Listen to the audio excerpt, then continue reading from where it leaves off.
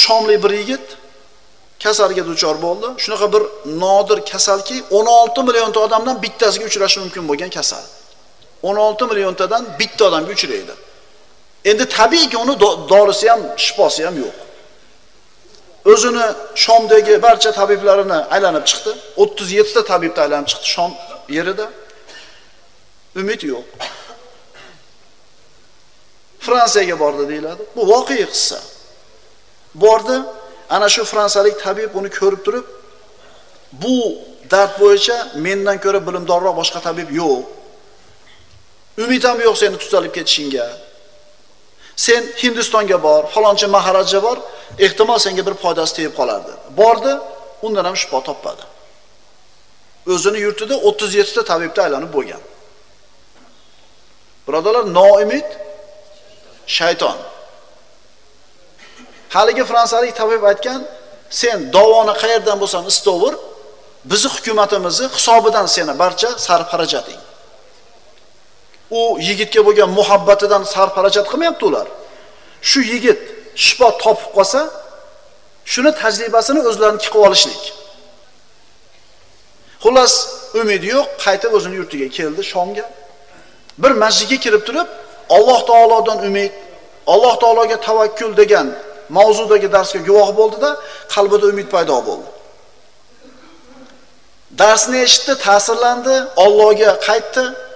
Parvardigor, menga shifo bersang, namoz o'qiyman senga dedi. Bir kun o'qidi, 2 kun o'qidi, haligi ma'ruzani qilgan imomga borib aytganida shu gapini, "Ey, Allohga shart qo'yilmaydi.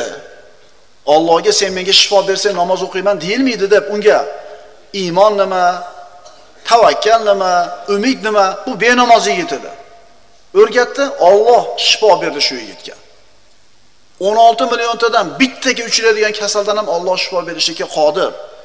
Chunki dardni tushirgan Alloh shifoni ham o'zi tushiradi. Chunki tabiblarning qo'lida Allohning huzuridagi narsa yo'q. To'g'rimi? Tabiblarning qo'lida har qancha peshqadam bo'lmasin, har qancha taraqqiy topgan bo'lmasin bu tabiblar, Allohning huzuridagi narsa hech qachon bo'lmaydi. Haligi mana ruhiy tayyorgarlik deb qo'yadi, psixologik nastroy deb qo'yadi. Operatsiyaga kirishligidan oldin haligi hamshira kirib, siz hech ham xavotir olmang. Sizni operatsiya qiladigan xirurg eng mohir xirurg. Mana buncha marta operatsiya qilgan, bir marta ham xato bo'lmagan deydi-da, ko'nglini ko'taradi. Bu ruhiy tayyorgarlik. Ehtimol birinchi operatsiyasidir. Ehtimol praktikandir.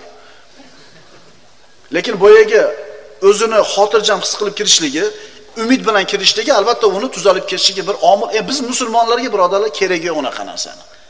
Bizni ko'nglimizni ko'tarishda ham kerak yo'q, messastralarni yolg'on gapirib. Biz nima deymiz? Fa iza maridtu fa huwa yashfin. Agar kasal bo'lsam, Parvardigorim o'zi menga shifo beradi. Parvardigor o'zingdan. Bilasizmi? Eskilarimiz suv ichatib ham bismillah shifo bo'lsin deb ichib qo'yadi. Oddiy suv. Shifo bo'lsin deb oddiy suvni ichadi. Allohdan shifo umid qilyapti. Shu ham dori bo'lib qolaveradi. Alloh xolasa shu ham dori bo'lib qolaveradi. Beli og'rib zo'rg'a yurgan odam bo'ladi, bitta it quvib olgandan bir yuguradi. Haligi it quvgani nima bo'ladi?